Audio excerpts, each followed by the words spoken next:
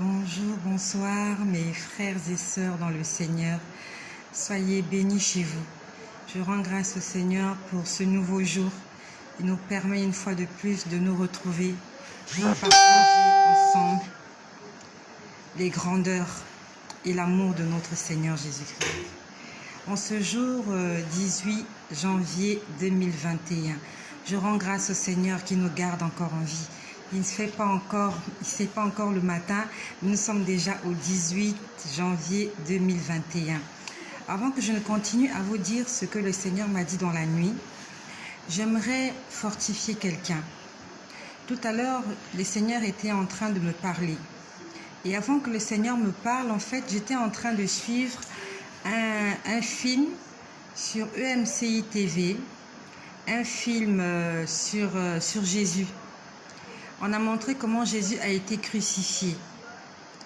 Et quand j'ai vu cette image, lorsque j'ai vu cette image, en fait, le Seigneur, une fois, au début de ma conversion, il m'avait pris toute une nuit pour m'expliquer exactement comment ça s'était passé, comment les faits s'étaient passés. C'est vrai que les films n'ont pas le temps de nous retranscrire tout, de tout nous expliquer.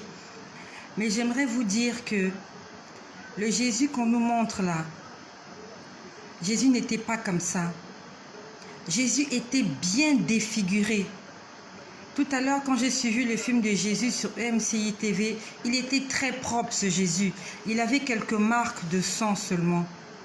Mais lorsque le Seigneur est venu un soir m'expliquer comment il s'est fait bastonner, comment il s'était fait chicoter, gifler, comment on l'avait piétiné.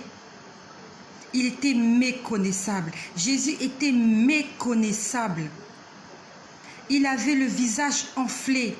Il avait des yeux tuméfiés. Il avait des dents brisées. Il avait la mâchoire brisée. On lui a mis une couronne d'épines juste là. Cette couronne n'était pas mise pour le vénérer, mais pour lui faire mal. Lorsqu'on voit dans les films, la couronne passe au-dessus de sa tête. C'était pas comme ça.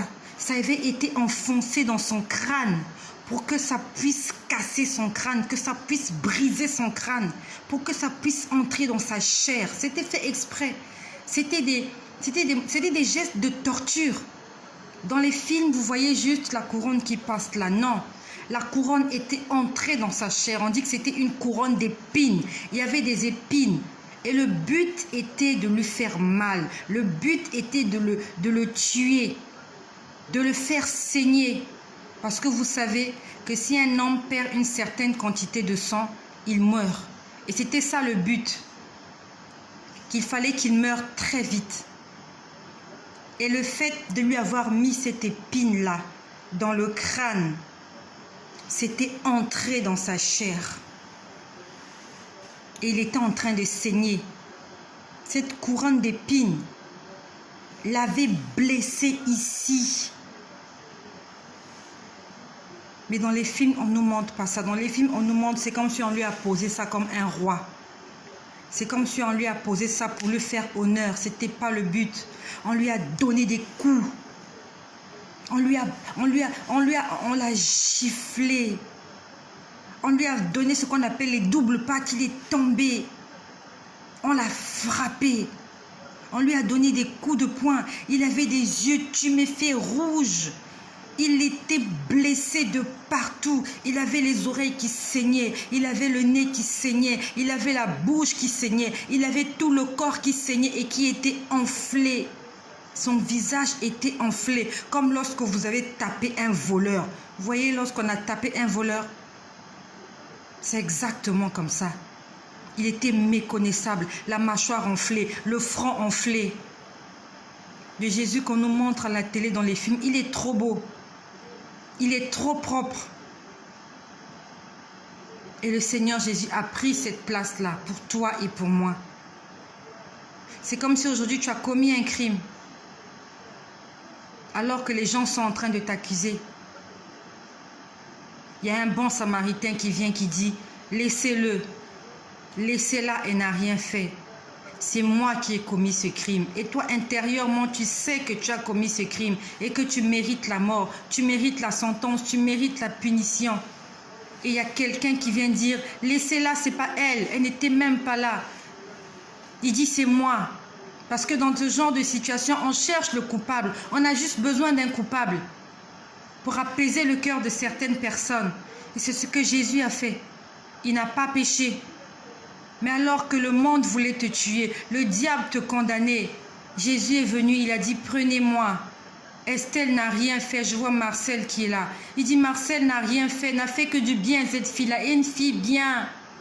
Il dit, c'est moi qui étais là ce jour-là, c'est moi qui ai commis le crime, c'est moi qui ai volé, c'est moi qui ai pillé, c'est moi qui ai tué. Tuez-moi à sa place. Et comme les hommes aiment se venger, ils se sont déchaînés sur Jésus. Ils se sont déchaînés sur lui. Ils se sont déchaînés. Tous ceux-là qui depuis longtemps cherchaient à le tuer, ils avaient eu l'occasion. Ils l'ont piétiné. Je vous laisse imaginer quelqu'un qu'on a piétiné tout le chemin du calvaire.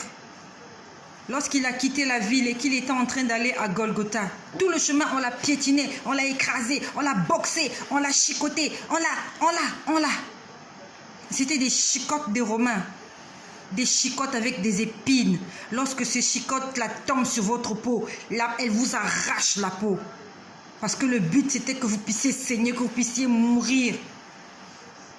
Et je ne sais pas si en Israël, il y a des mouches, mais je crois qu'il y a des mouches. Il y avait des mouches qui étaient derrière lui.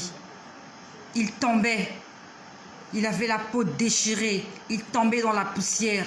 Il y a le sable qui entrait à l'intérieur. On le tapait encore, il tombait. Et non seulement ça, on lui demandait encore de porter cette charge. Plusieurs d'entre nous, quand nous allons faire les courses, on a un sac dans la main gauche, on a un sac dans la main droite, on a un sac au dos. On ne peut même plus porter quoi que ce soit parce que c'est lourd. Lorsqu'on va au marché, on fait des courses et c'est lourd. À telle enseigne qu'on cherche quelqu'un pour nous aider. Surtout en Afrique, il y a souvent des petits au marché pour t'aider. Tu as un petit panier, tu prends un petit garçon pour t'aider. Jésus n'avait personne pour l'aider. Si ce n'est que Cyrène, qu'on avait vue plus tard, on lui a donné la croix de Jésus. Mais sinon, Jésus a porté cette croix toute seule sur les épaules. Ça pesait, c'était lourd. C'était lourd. Plus qu'un sac de ciment, plus qu'un sac de riz. Toi qui vas acheter le sac de riz au marché, tu l'as à peine porté que tu es fatigué. Même quand tu sors avec ton enfant, tu l'as dans tes bras. Tu parcours quelques mètres, tu es fatigué. Tu as l'enfant au dos, tu parcours quelques mètres, tu es fatigué. Jésus, il a porté cette croix. Il a supporté pour toi et pour moi. Tout à l'heure, j'ai vu quelqu'un. Le Seigneur m'a parlé de quelqu'un qui a pris la décision de le suivre, mais qui va être persécuté. Ce n'est pas parce que tu es chrétien ou que tu es chrétienne que tout va être beau. La Bible nous dit dans le livre de Jérémie, ils te feront la guerre, mais ils ne te vaincront pas. Ils te feront la guerre. Ça veut dire que Dieu nous dit, il y aura toujours des combats. La guerre sera toujours là. Il y aura toujours de la tribulation, il y aura toujours des persécutions. Parce que le diable est toujours sur terre. Les démons sont toujours là, les sorciers n'ont pas disparu. Et ils te feront la guerre. Mais le Seigneur a dit, ils ne te vaincront pas. Il faut que tu tiennes ferme. Parce que j'étais en train de te voir, tu as pris la décision de suivre le Seigneur. Tu étais en train on va dire, il y avait des marches d'escalier. Il faisait nuit. Il y avait les ténèbres autour de toi. Il faisait nuit. Et il y avait une petite lumière qui éclairait ton chemin. J'aimerais parler à toi qui as pris la décision de suivre Jésus, de tout abandonner pour Jésus. Tu étais en train de marcher, il y avait des marches d'escalier. Il y avait une petite lumière qui t'éclairait, qui te montrait le chemin. Dieu ne peut pas te laisser dans les ténèbres. Parce qu'il sait que s'il te laisse dans les ténèbres, tu vas tomber, tu vas te faire mal, tu vas te perdre. Et alors, il met cette petite lumière pour te montrer le chemin à suivre, pour te dire, je suis là. Il y a les ténèbres autour de toi, mais je suis là. Il y avait des marches d'escalier. Et tu étais là sur les marches d'escalier. Tu as entendu une voix. Ce sont des choses spirituelles que je vous explique. La personne a entendu une voix qui l'a effrayée. Lorsque la voix l'a effrayée, elle allait se cacher. C'est la voix du malin. C'est la voix de celui qui vient pour détruire, égorger et tuer. Et quand tu as entendu cette voix peut être des menaces qu'on te donne. On t'a peut-être menacé parce que tu as pris la décision d'obéir à Dieu. Peut-être que ton mari te menace. Peut-être que tes parents te menacent. Peut-être que ton patron même te menace. Peut-être que dans le temps, tu couchais avec lui pour avoir certaines faveurs. Et maintenant que tu as décidé de ne plus lui livrer ton corps, il te menace de licenciement. Peut-être que ton mari, l'homme avec qui tu vis, qui n'est pas ton mari, tu lui as dit que tu aimerais vivre dans la chasteté jusqu'au mariage. Peut-être qu'il te menace de sortir de la maison. Peut-être qu'il ne s'occupe plus de toi. C'est cette voix que j'ai entendue. Ça peut être n'importe quelle voix, mais une voix qui est là pour te décevoir. Et cette personne a entendu une voix, elle a pris peur. La voix là l'a effrayée. Ce que le diable va te présenter va t'effrayer pour que tu retournes en arrière et que tu continues à vivre dans le péché. Satan fera tout. Il fera tout pour te récupérer. Par tous les moyens, il va bloquer toutes les portes. Il va bloquer. Pour que tu sois sur une impasse. Que tu te retrouves à un endroit où tu ne peux pas avancer. Où tu te dis, il faut juste que je rebrousse chemin. Cet homme-là s'occupait de moi. Maintenant que j'ai décidé de ne plus donner mon corps, il ne va plus payer la maison. Il ne va plus payer les factures. Il ne payera plus l'école des enfants. Je vais mourir de faim. Ce sont des choses, ce sont des paroles, on va dire ce sont des menaces pour que tu reviennes à ton ancienne vie. J'aimerais te dire, c'est difficile pour toi. Je compatis pour toi. Mais le Seigneur dit que nous devons porter notre croix. Que si tu veux suivre Jésus, tu as une croix à porter. La croix, c'est la petite souffrance. Mais quelque part plus loin, il dit, les souffrances présentes ne sauraient être comparées à la gloire à venir. Lorsque le Seigneur nous parle dans la Bible, dans le livre de Matthieu, de Marc et de Luc, on nous parle du jeune homme riche. Lorsque le jeune homme riche est venu, il a parlé à Jésus. Jésus lui a dit, vends tous tes biens et suis-moi. Et lorsque le jeune homme riche n'a pas pu le faire, la Bible nous dit qu'il est reparti triste. Les disciples lui ont dit, et nous alors qui avons tout abandonné pour toi? Parce que Jésus leur a dit, il est plus difficile, il est plus facile à un chameau d'entrer dans le trou d'une aiguille qu'à un riche d'entrer dans le royaume des cieux.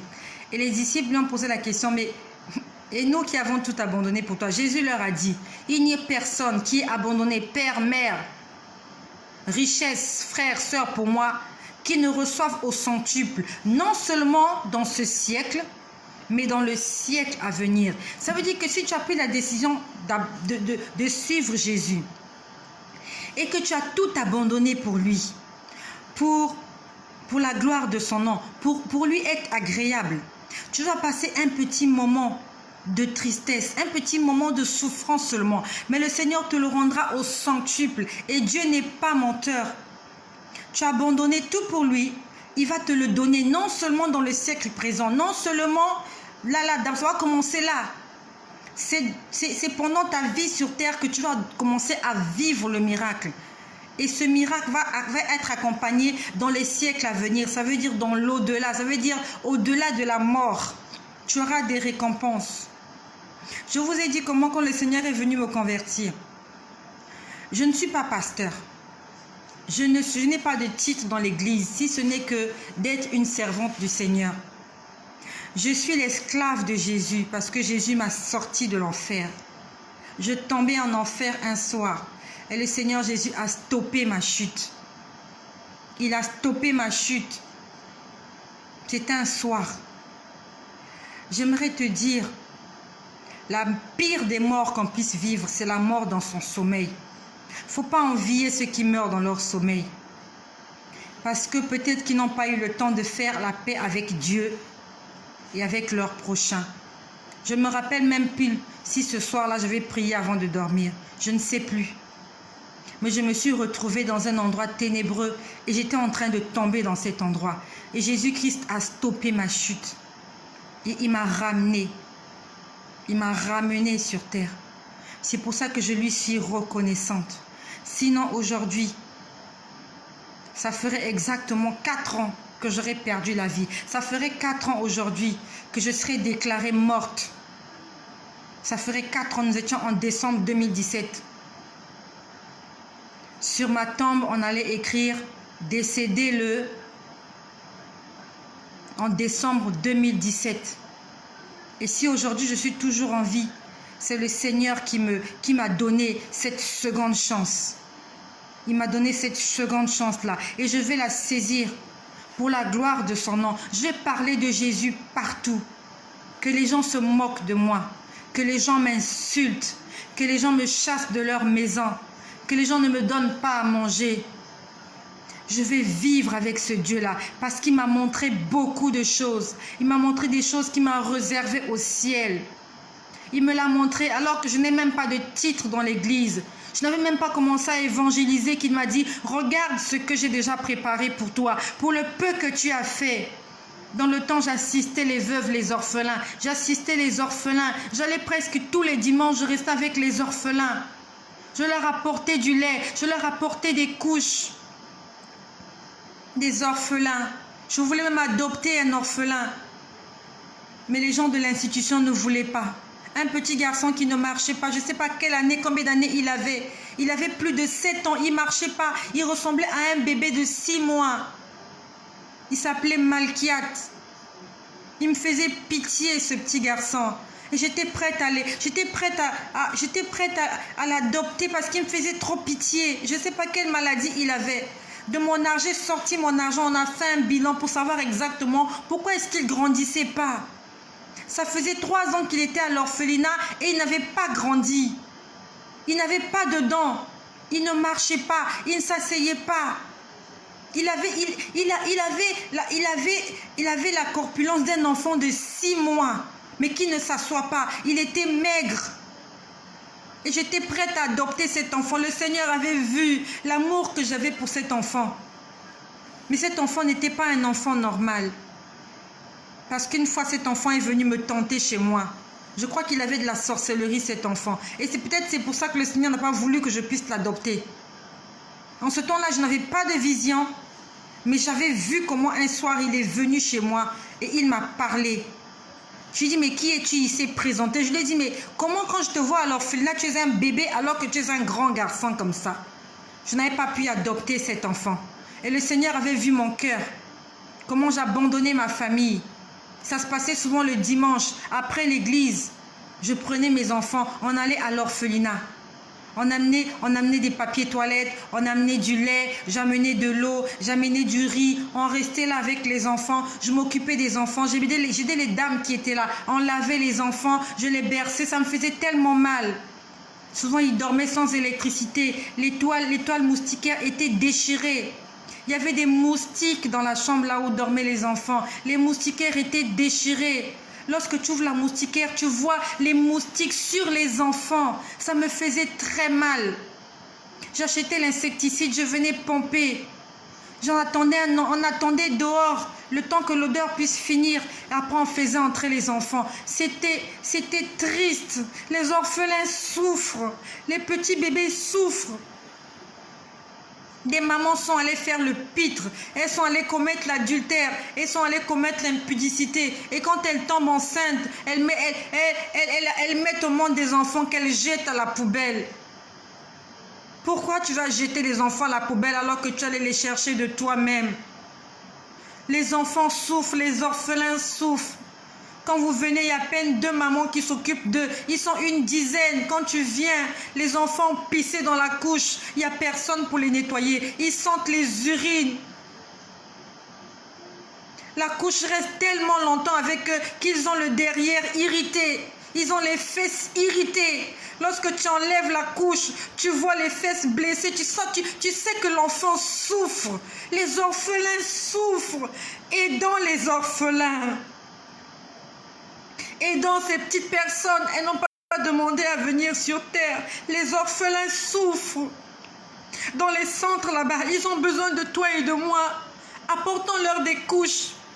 Apportons-leur des pommades pour le fesses. Apportons-leur l'insecticide pour pomper. Il y a des moustiques. J'ai été témoin de ces choses. Et quand j'ai quitté cet endroit, j'étais en pleurs. Parce que moi aussi, si ma mère m'avait abandonnée, soit je serais morte. quelque part dans les toilettes, ou peut-être dans les herbes, ou peut-être que j'aurais été sacrifiée, ou peut-être que j'allais me retrouver à l'orphelinat. Les orphelins souffrent. Ils ont besoin de toi. Au lieu de continuer à nous acheter des mèches qui coûtent cher, des chaussures qui coûtent cher, tu as déjà assez d'habits, tu ne les portes même pas. Tu ne fais qu'en acheter, tu fais qu'acheter des habits. Tu achètes des chiffons. Tu ne fais qu'acheter chaque fois que tu vas au marché. Tu achètes des habits. Mais il y a des gens qui meurent de faim. Les orphelins souffrent. Et chaque fois que j'allais à cet endroit, je ne voulais pas partir parce que j'avais mal au cœur. Je voulais tous les prendre, les amener chez moi. J'avais vraiment envie de les amener chez moi. Parce que ces femmes-là, elles sont débordées. Elles sont débordées. Il y avait un petit garçon qui était là, j'ai oublié comment il s'appelle. Il était décédé. Il était décédé après, il avait une grosse tête. Une très grosse tête. Ses parents l'avaient abandonné. Sa tête était plus grosse que son corps. Si bien qu'il ne pouvait pas soutenir sa tête, il avait toujours la tête comme ça. Et quand ces femmes-là le nourrissaient, elles ne lui levaient même pas la tête. Elles lui faisaient manger la tête couchée. Ça me faisait mal, j'avais envie de leur dire, mais pourquoi vous lui faites manger la tête couchée? Une personne, quand elle mange, elle doit avoir la tête levée. Il était couché, je me suis dit, mais la nourriture va sortir par les narines. Je suis désolée, excusez-moi. Ce sont des choses qui m'ont fait mal. Et le Seigneur a vu tout ce bien-là que j'ai fait pour ces gens. Je n'étais même pas encore convertie. Tout ce que j'ai fait pour le pauvre. Le Seigneur m'avait préparé des récompenses au ciel juste pour ça. Parce que j'avais aidé des pauvres. J'avais aidé des orphelins. Ces orphelins-là ne me remercieront jamais. Plusieurs ne me connaîtront pas. Parce qu'ils ont peut-être grandi, d'autres sont peut-être morts. Mais le Seigneur m'avait déjà préparé des récompenses. Toi qui m'écoutes, si tu as le temps, tu as une petite pièce. Achète quelque chose pour les orphelins. Ne cherche pas d'acheter des grandes choses, juste des petites choses par rapport à tes moyens. Tu peux acheter un peu de riz. Tu peux acheter un peu d'eau, des couches. Va leur donner. Ils souffrent, ces enfants-là. Les enfants-là souffrent. Ils souffrent. J'avais acheté un ventilateur. Parce que dans la salle là où ils se trouvaient, il faisait très chaud. Il faisait très chaud. J'avais acheté un ventilateur pour eux.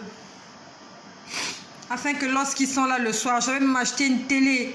Je me suis dit, les enfants s'ennuient. Comment des enfants peuvent rester toute une journée? Ils ne suivent même pas la télé. Qui regardaient au moins des dessins animés. Au moins pour, voilà, pour les distraire. J'avais acheté une télé, on avait mis la télé là. J'avais acheté un ventilateur. Quelque temps plus tard, je suis repartie à l'orphelinat. Il était là, on était là dans la salle, il faisait chaud. J'ai dit aux dames, mais où est le ventilateur que j'ai acheté? Elles me disent que la directrice a pris ça. Non, mais vous voyez comment les gens n'ont pas de cœur. J'ai acheté pour les enfants. Elle a pris ça. Elle a pris le ventilateur. Elle préfère que les enfants restent dans la chaleur. Ça m'avait fait très mal parce que c'est une mère qui se comporte comme ça. Elle a un salaire. Pourquoi elle ne peut pas s'acheter un ventilateur? Elle prend les ventilateurs des orphelins. Ça veut dire que ces femmes-là n'ont pas de cœur. Toi qui m'écoutes, si tu travailles à l'orphelinat, si tu travailles à la maternité, tu travailles à l'hôpital, demande au Seigneur de te donner un cœur de compassion, un cœur aimant. Sinon, tout ce que tu auras fait là, ça ne sera pour rien. Ça ne sera pas récompensé. Il faut que tu fasses ton travail avec détermination, avec motivation. Il faut que tu le fasses avec ton cœur. Ne va pas t'occuper des orphelins juste pour de l'argent. Non. Tu n'auras rien gagné si ce n'est que des choses matérielles. Si tu veux que le Tout-Puissant, le Dieu Tout-Puissant te récompense, fais-le avec ton cœur. Cette maman-là, elle a pris le ventilateur des enfants. Je me suis dit, qu'est-ce qu'elle prend encore? Peut-être lorsqu'on amène du riz pour les enfants, elle prend ça, elle amène ça chez elle. Les enfants étaient dans la chaleur. J'étais énervée. J'étais énervée. Mais je ne pouvais rien faire. Je ne pouvais rien faire. Ça m'avait fait mal au cœur. Il faisait chaud dans cette pièce. Mais on ne pouvait pas ouvrir, sinon il y avait des moustiques. Il faisait chaud, les moustiquaires étaient déchirés. Les enfants n'avaient pas de couches, ils avaient des couches en tissu. Et quand on leur met ces couches-là, ils restent avec toute la journée. Ils ont les fesses irritées. Ils ont la morve. Ils roulent dans la poussière. Ils rampent partout. Ces dames qui sont là, elles sont submergées, elles ne savent même pas quoi faire. Elles sont souvent deux, il y a une dizaine d'enfants, ou bien souvent elle est seule. Elle doit changer les couches, elle doit laver les habits, elle doit faire à manger. Donc elle ne peut pas s'occuper de tous les enfants. Quand un enfant pleure, elle le met au dos. Et les autres qui pleurent, elle ne peut rien faire pour eux. Si tu n'as rien à faire, de temps en temps, va à l'orphelinat. Va passer du temps avec ces enfants, Dieu te le récompensera. Il va te récompenser. Le Seigneur m'a montré ma maison au ciel. C'est parce que je n'ai pas mon classeur. J'allais vous montrer à quoi elle ressemble. Je suis allée sur Internet voir à quoi pouvait ressembler cette maison. Ma maison, elle était en or. C'est sans prétention que je dis ces choses-là. C'est la vérité. Ma maison était en or. Alors que je ne t'ai même pas sauvée. C'est pour ça que le Seigneur m'a dit, plusieurs d'entre vous, vous avez des richesses ici, mais vous ne viendrez jamais en prendre possession parce que vous ne serez pas là quand on distribuera ces biens-là. Tu as sûrement des biens au ciel, mais il faut que tu sois sauvé. Il faut que le jour de ta mort, que le Seigneur t'envoie un ange pour venir chercher ton âme. Il faut que le jour où Jésus reviendra à l'enlèvement, il faut que tu sois enlevé pour que tu ailles au ciel retrouver tes récompenses. Sinon, tu auras fait du bien pour rien. Tu auras aidé des gens pour rien. Tu auras donné des dîmes, des offrandes pour rien. Tout ce que nous faisons pour la gloire du Seigneur, même les partages que tu fais aux gens, tu as entendu une prédication qui t'a fait du bien, tu l'as partagé avec quelqu'un, le Seigneur a noté. Parce que tu veux partager le salut avec quelqu'un. Mais le problème, c'est que là-haut il y a tes récompenses, est-ce que tu seras là-bas lorsqu'on va appeler ton nom, lorsqu'on fera l'appel? Je ne sais pas comment tu t'appelles. On appellera François. On dira Alain. Alain n'est pas là. François n'est pas là. Brigitte n'est pas là. Elle a bâti sa maison. Elle a fait des choses sur terre. Il y a ses récompenses ici. Elle est où? Elle n'est pas là. Il faut que tu fasses un effort de marcher dans l'obéissance afin de pouvoir voir ces choses-là. Ces choses-là que le Seigneur t'a préparées. Le peu que j'ai fait. Je vous ai dit que j'avais une maison à 2 niveaux. Je n'ai pas pu aller plus loin, on m'empêchait d'aller plus loin. Mais j'ai vu le rôle de la maison, la déventure. J'étais entrée à l'intérieur, j'ai vu que tout était en or. Et j'ai vu un escalier en or. L'escalier était devant sur ma droite. On va dire au nord-est, au nord-ouest. J'ai vu l'escalier qui montait. J'ai essayé d'aller. J'ai dit, mais c'est la maison de qui? On m'a écrit, c'est pour toi. On a écrit toi. Voilà, c'était un midi. J'ai dit, mais c'est la maison de qui? On a écrit T-O-I. Toi, c'est ta maison. C'était ma maison. Ce jour-là, j'ai pleuré. J'ai dit, Seigneur, c'est la maison que tu m'as préparée. Alors que je n'ai même rien fait pour toi. Il m'a dit, tout ce que tu as fait avec ton cœur. Tout ce que tu as fait avec ton cœur. La Bible nous dit, celui qui donne aux pauvres prête à Dieu. Tu as prêté, ça veut dire que quand tu fais quelque chose pour le pauvre, pour l'indigent, pour celui qui souffre, tu prêtes à Dieu. Ça veut dire que Dieu va te le remettre et Dieu te le remet au centuple. Et j'aimerais te dire, toi qui souffres pour Jésus, tu as pris la décision de vivre avec Jésus, de servir Jésus, de tout abandonner. Reste ferme. Ça sera difficile, oui. Reste ferme, tu ne mourras pas de faim. Dieu s'occupera de toi. Il s'occupera de toi. Dieu a nourri Élie en passant par des corbeaux. Il lui a apporté du pain et de la viande. Alors qu'il y avait la famine dans le pays d'Israël, Élie était nourri. Le Seigneur s'occupera de toi. Dans le désert pendant 40 ans, Dieu a nourri des multitudes, des milliers d'Hébreux, des milliers le peuple juif. Dieu les a nourris dans le désert. Ils ne sont pas morts de faim. Ils ne sont pas morts de soif. C'est vrai qu'il y a des moments où il manquait de l'eau, mais personne n'est mort de faim, personne n'est mort de soif. C'est Dieu-là qui s'est occupé des peuples d'Israël. Tu es sûr qu'il ne s'occupera pas de toi? Toi, tu ne vis même pas dans le désert. Tu vis dans un pays où il y a des arbres fruitiers. Tu ne mourras pas de faim. Tu peux aller cueillir des feuilles mangeables, tu les prépares, tu manges. Si tu demandes du pain à ton voisin, il t'achètera. Il y a des parcelles inachevées.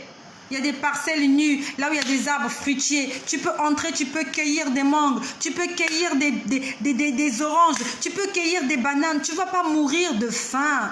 Même si tu vas à la boulangerie, tu leur dis « Donnez-moi du pain ». Le pain même qui a fait 2 jours, on te le donnera, tu mangeras le pain. Tu ne mourras pas. Le Seigneur s'occupera de toi. N'abandonne pas Jésus. Jésus-Christ est bon. Il est trop bon. Et il y a des récompenses qui nous attendent là-haut. Ne soyons pas égoïstes, ne soyons pas cupides. Ne gardons pas tout cet argent pour nous-mêmes. Faisons du bien aux gens qui sont autour de nous. Faisons du bien à ceux qui souffrent. Ce n'est pas parce que tu inviteras quelqu'un, une copine au restaurant, que Dieu te récompensera. Non. Ta copine là, c'est sûr qu'elle travaille. Elle a un salaire. Tu l'inviteras au restaurant, tu n'as rien fait. Invite une veuve, invite un orphelin, quelqu'un qui n'a pas de moyens. Fais une fête chez toi. Invite les malheureux. Tu fais la fête, tu les invites, tu leur dis venez manger. Il y a beaucoup de nourriture que nous jetons à la poubelle. Nos enfants jettent la nourriture à la poubelle. Au lieu de les jeter, prenons-le. Faisons un petit paquet, amenons à cette femme-là qui a perdu son mari, qui n'a pas de quoi nourrir ses enfants. Amène les vêtements que les enfants ne portent plus. Prie dessus, donne-le à quelqu'un qui en a besoin. Ne fais pas de ça un chiffon. Pourquoi tu fais de ça une serpillière? Pourquoi? Il y a des gens qui peuvent porter ces vêtements-là. Il y a des enfants qui ont passé Noël sans vêtements. Nous avons dans les maisons des jouets des enfants. Ça fait des années que les jouets sont là. Donnons-leur les jouets que les enfants n'utilisent plus. Des enfants cassent les jouets à la maison. Pensons aux orphelins, pensons aux veuves, aux démunis. Ce n'était pas le but de venir vous parler ce soir. Mais comme je vous dis, je suis guidée par l'Esprit Saint. Je voulais vous parler de ce que le Seigneur m'a montré tout à l'heure, de ce chrétien qui va passer des moments difficiles, mais le Seigneur va te soutenir. Le diable est un menteur. Et je voulais vous parler aussi de ce que j'ai vécu hier soir. Tout à l'heure, j'ai commencé lorsque je vous ai parlé de cet homme qui couche avec des folles. Et après, le Seigneur m'a montré autre chose. Je voulais vous en parler, mais le Seigneur m'a guidé pour vous parler des orphelins et des veuves. C'est le Seigneur Jésus qui nous conduit. C'est le Saint-Esprit qui nous guide. Je vais m'arrêter par là ce soir. Je ne vais pas beaucoup parler. J'espère que tu as été béni par cela. Et si tu as été béni, partage-le avec quelqu'un. Quelqu'un que tu connais, quelqu'un qui aimerait entendre ces choses-là. Quelqu'un aussi qui aspire à des bénédictions célestes, à des richesses célestes. J'ai vu des richesses célestes. J'ai vu des maisons célestes. J'aurai le temps de vous dire ces choses. J'ai tellement de choses à vous dire. Tellement de choses que le Seigneur m'a montrées. Je vous n'ai même pas encore fini. Même ce qu'il m'a montré en enfer, je n'ai même pas encore fini de vous dire ces choses. Ce qu'il m'a montré au ciel, je n'ai même pas encore fini. Mais je sais que le Dieu que je prie nous permettra un jour de vous dire ces choses afin de fortifier ta foi. Soyez richement bénis chez vous et que le Seigneur continue et achève l'œuvre qu'il a commencée dans la vie de chacun d'entre nous. Soyez bénis.